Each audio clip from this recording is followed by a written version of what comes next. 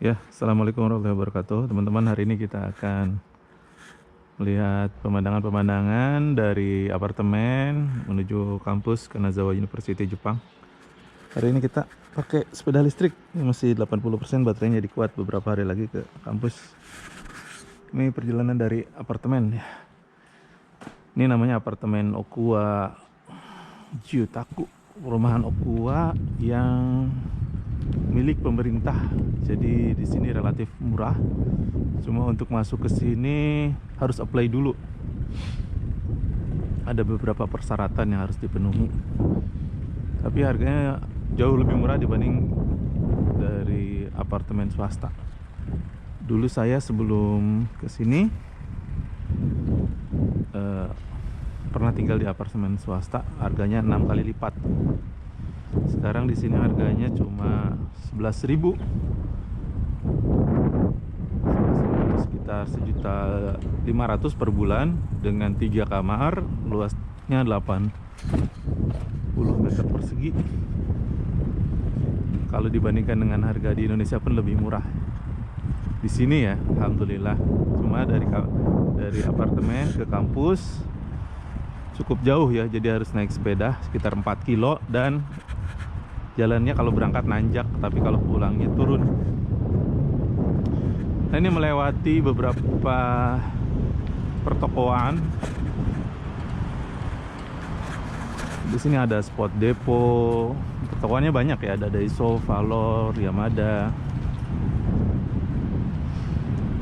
Kemudian ini sekarang tanggal 13 Oktober 2020, jadi masuk musim gugur. Nanti sekitar bulan Desember winter, mulai salju ya. Jadi sekarang udaranya cukup cerah, jadi pemandangannya cukup bagus. Nanti kita lihat ya, pemandangan menuju kampusnya cukup bagus karena kampusnya di daerah bukit, jadi agak naik gitu. Baik, sudah hijau. Ini enaknya naik sepeda, bisa sambil lihat-lihat pemandangan, bisa santai.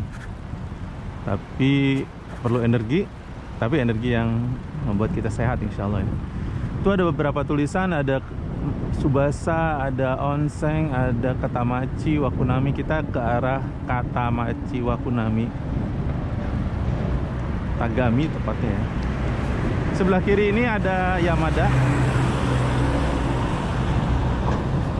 tempat peralatan-peralatan elektronik. Kalau di tempat saya di Bandung, Indonesia, mirip sama BIP ya, yang elektronik. BIC elektronik ya.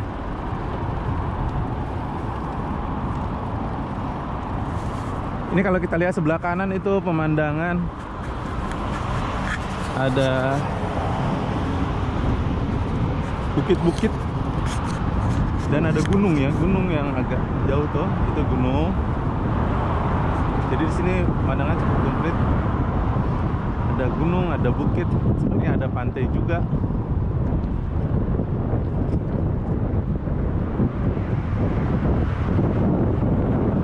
Kalau musim salju biasanya gunungnya putih warnanya, jadi berubah jadi putih.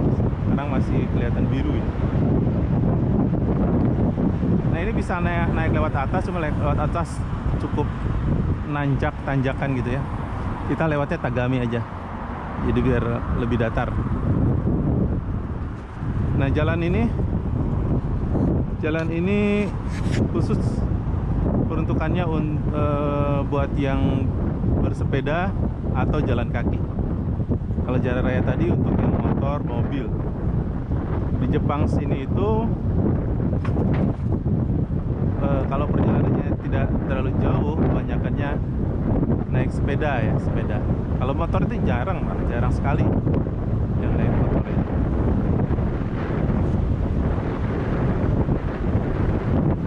Nah, ini kita menuju ke, di atas ada jembatan, jadi di bawahnya terowongan gitu.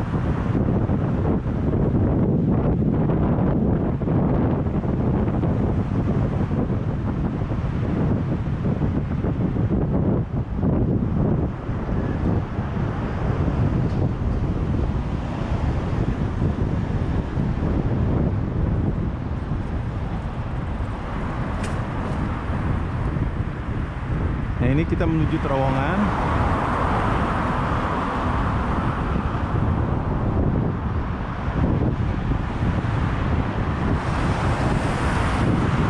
Terowongan ini agak panjang ya, mungkin sekitar 300 meter kali. Nah, ini kita mulai masuk terowongan.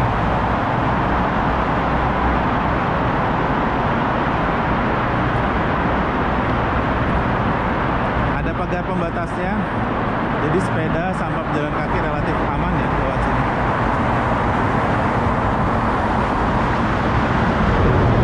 Ya, di sini banyak yang lari ya, berolahraga, sudah menjadi kebiasaan masyarakat.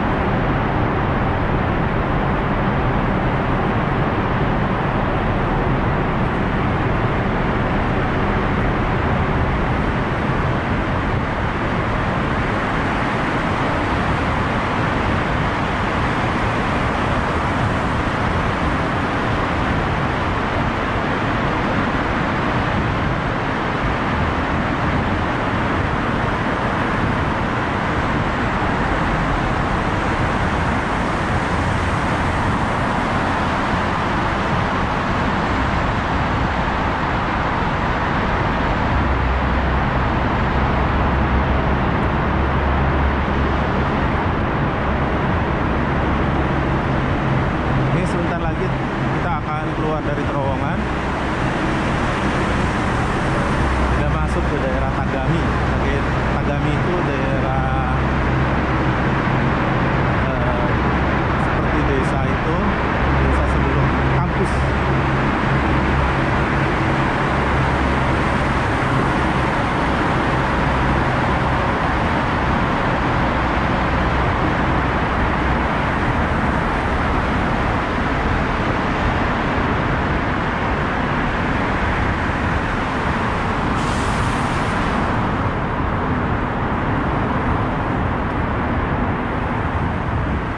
Nah, ini kita keluar dari terowongan. Di depan sebelah kiri ini banyak pohon apel ya. Jadi sekarang musim gugur itu musimnya apel, pir, kemudian jeruk juga ya.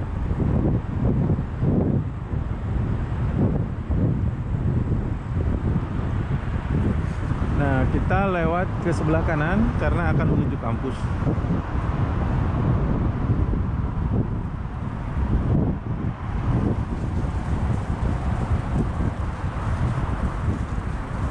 Nah, itu di depan itu kebun apel ya. Di depan tuh ada kebun apel. Ada juga ini pesawahan sekelilingnya, dikelilingi oleh bukit dan gunung.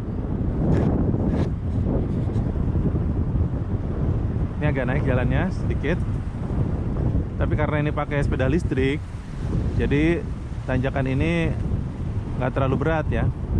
Beda kalau kita pakai sepeda yang biasa, jadi kalau tanjakannya berat.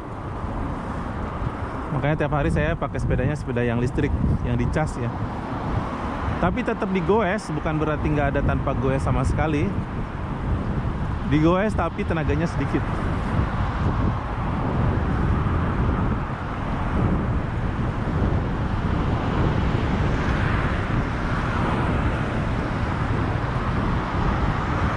Nah, ini udah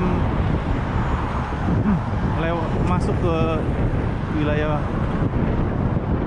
perkotaannya, udah mulai banyak pertokoan. Ada Genki, itu toko makanan, snack yang murah-murah di sini. Biasanya ibu-ibu nyarinya. Kemudian ada Family Mart.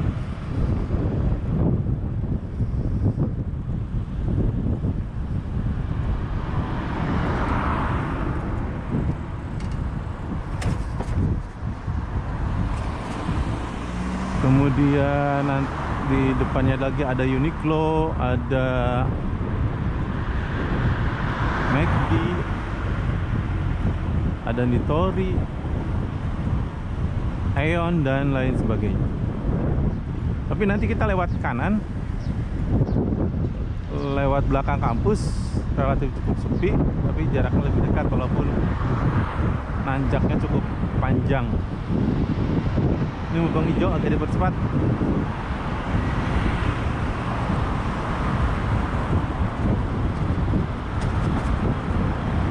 Lupa ini belum bayar listrik, udah tanggal 13 Oktober. Harus segera bayar listrik, gas, dan asuransi kesehatan. Bisa bayar di Family Mart.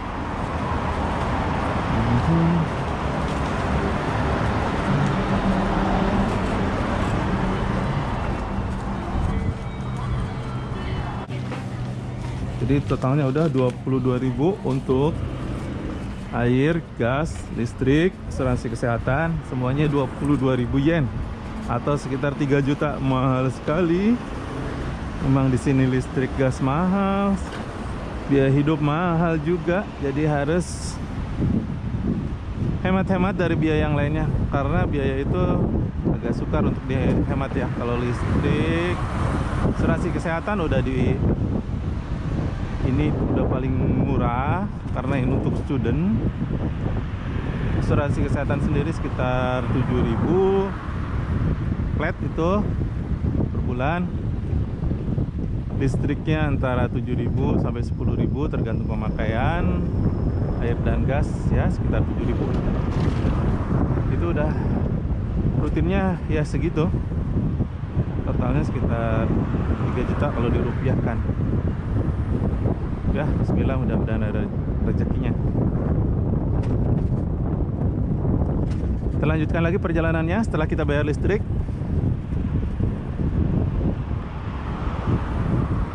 Bayar gas.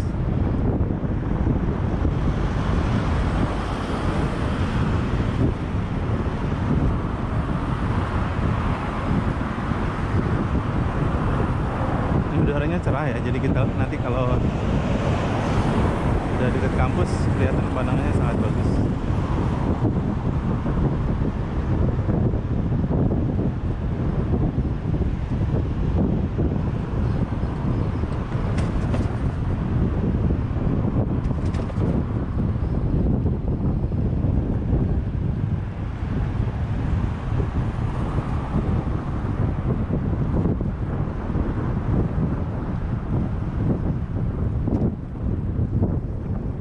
Nah ini udah naik lagi, itu udah menuju bukit.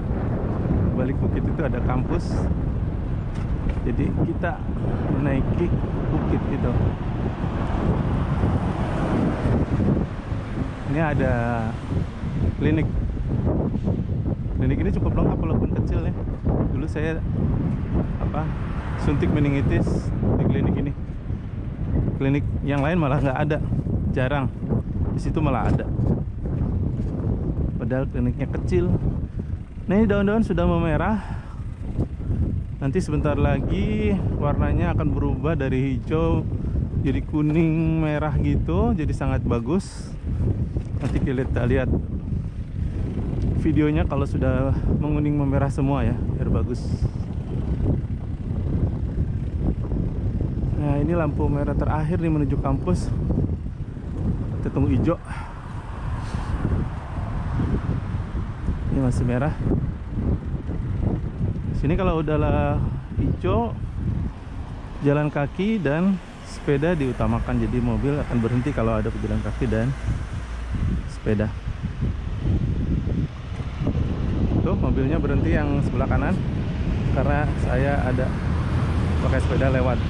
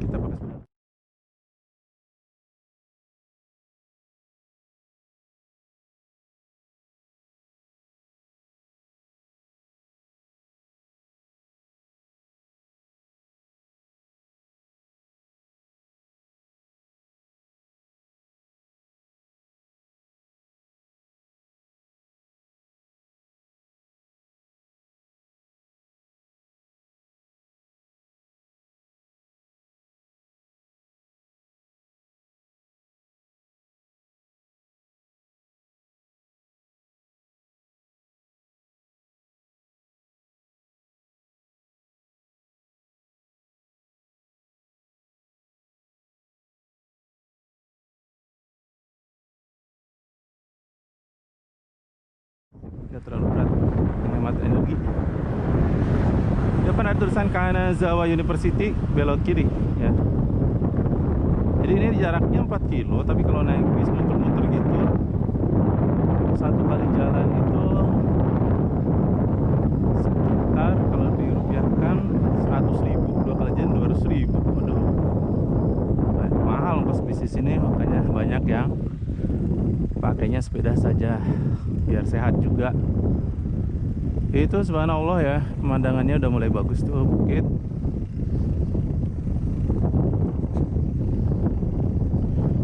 Di sini banyak beruang sebetulnya ya, tapi kadang-kadang dia keluar menjelang musim dingin ini keluar. Biasanya suka ada peringatan. Di SD tempat anak saya sekolah juga sudah ada peringatan, karena katanya ada di beberapa tempat beruangnya keluar, mungkin mencari makanan. Di kampus juga suka ada peringatan. Walaupun sudah 3 tahun ini, sudah 3 tahun di Jepang sini, saya belum menemukan beruang ya. Tapi kalau videonya sudah pernah lihat ada beruang ke kampus. Juga beruang ke depan pintu lab gitu ya. Ada juga lab yang pintu masuknya itu udah pecah karena ada beruang. Jadi cukup berbahaya juga ya. Dan musim-musim beruang turun ini harus hati-hati. Kadang-kadang juga sudah dijaga polisi.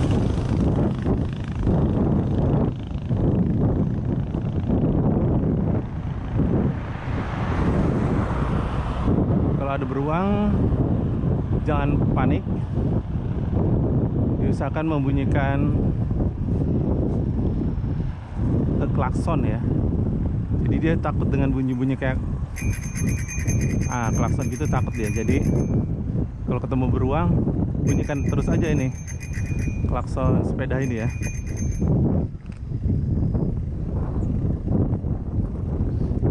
Kalau lari dia akan mengejar.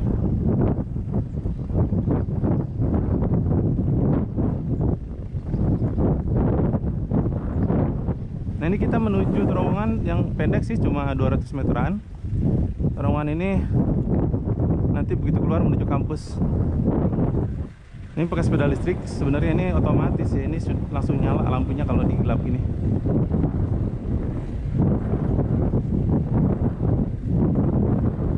Ini terowongan yang penuh kenangan ya, karena tiap hari kita lewat sini kalau menuju kampus. Jadi ini terowongan jadi saksi perjuangan kayak kita berjuang untuk negara ya, di PSD negara di sini.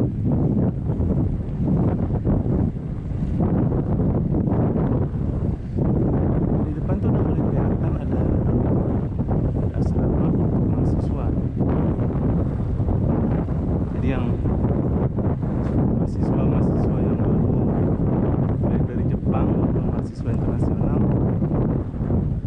saya tahun-tahun awal itu di dormitory dulu di asrama, kemudian nanti pindah ke apartemen swasta atau apartemen pemerintah. Nah, itu bisa kelihatan di sebelah kanan itu ada asrama ya.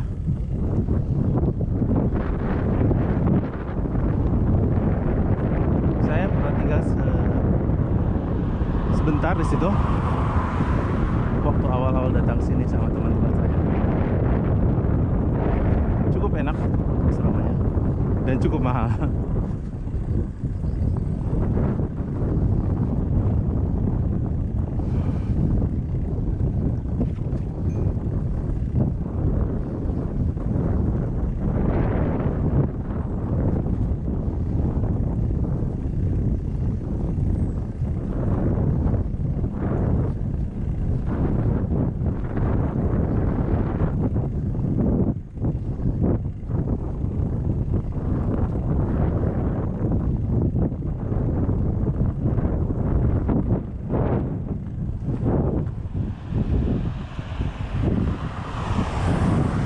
Asramanya ada 2 gedung, Sakigaki dan Hokomei, tapi bersebelahan.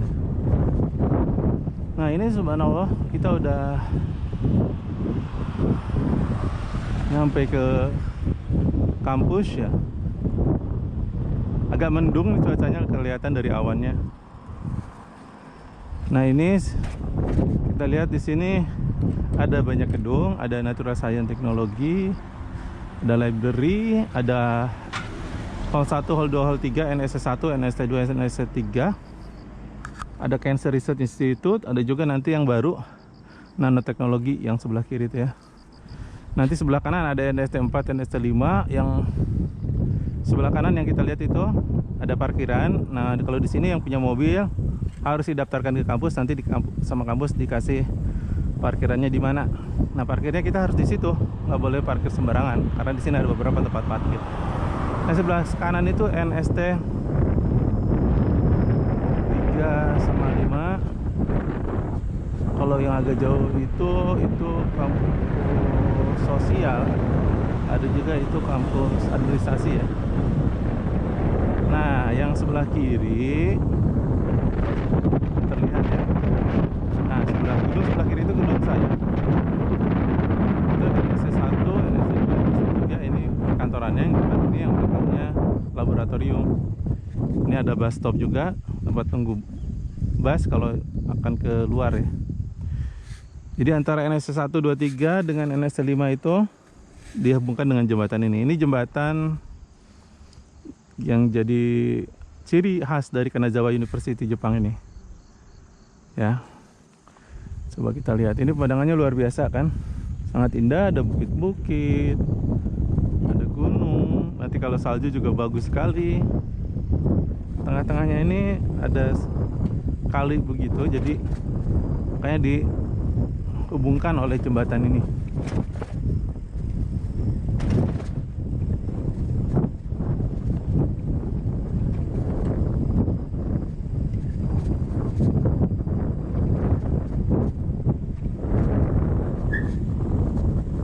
Nah, ini kita lihat daun-daunnya sudah mulai menguning. Kalau kita lihat nih ke belakang nih, nah ini sebenarnya depannya dari sini. Jadi biasanya kalau di ini gambar-gambar Kanazawa University ini ada gambar jembatan ini ya. Itu tulisannya ada Kanazawa University ya. Ditulis pakai kanji. Jadi ini salah satu ciri khas dari Kanazawa University ini. Ya. Baik, kita lanjutkan perjalanan kita. Jadi itu ya kampus NST 5, ada perkantoran. Itu yang agak jauh itu kelihatan housing gitu. Jadi untuk international housing, kalau ada tamu-tamu bisa nginep di situ. Relatif lebih murah dibanding dengan di hotel. Kemudian agak kelihatan sedikit tuh gedung yang agak jauh. Nah, itu gedung sosial ya. Nah, itu kelihatan gedung sosial. Gedung sosial. Jadi di sini selain yang engineering, science, ada juga sosialnya. Nah, itu yang warna abu ini itu asrama dan penginapan ya, international housing. Kalau ada yang tamu-tamu bisa juga nginep di situ. Yang depan ini ada parkiran lagi. Nah, bisa dilihat dari sini. Nah, ini depan parkiran sepeda, kedepannya lagi ada Nano LSI, nanoteknologi. Kemudian yang sebelah kirinya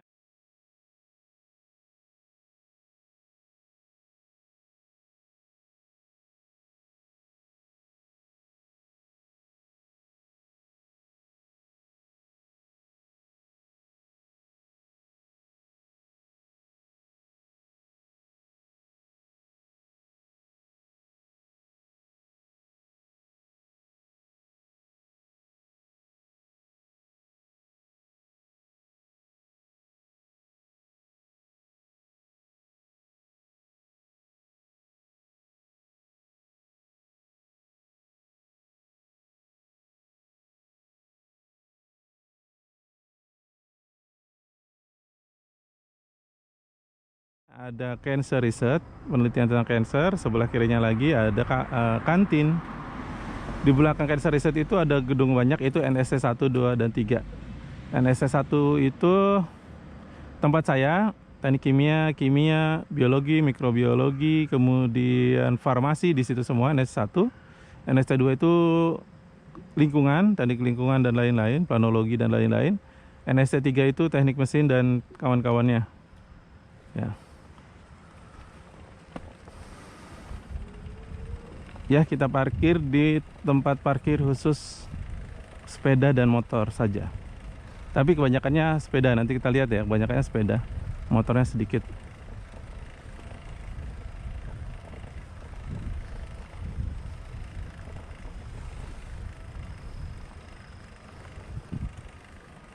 Jadi ini buat parkir sepeda. Karena masa pandemi ini masih banyak yang online, jadi nggak terlalu penuh sepedanya juga ya. Biasanya kalau offline semua penuh nih sepeda.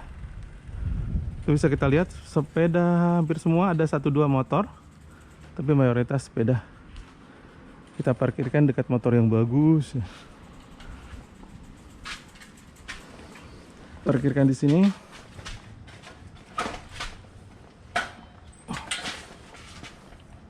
Jangan lupa matikan dulu listriknya supaya awet. Jadi dari parkir sepeda ini kita menuju ke lab saya yang di belakang Cancer Research ini. Jadi jarak yang paling dekat ya lewat Cancer Research.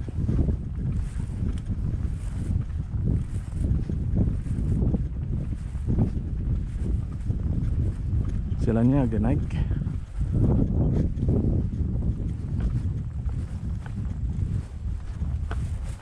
Ini olahraga ya, setiap hari naik tangga ini lumayan.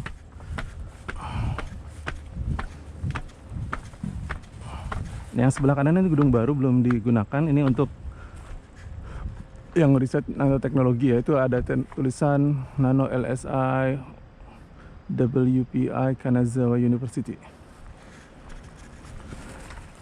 Nah, view-nya dari sini bagus sekali.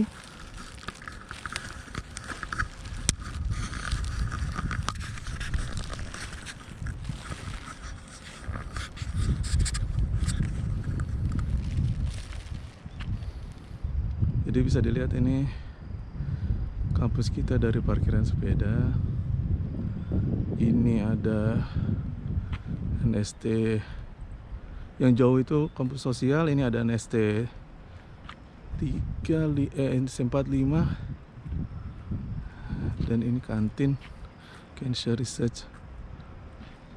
Kemudian NST 123, ini yang nano. Ini yang parkir sepeda tadi. Jadi pemandangannya bagus sekali.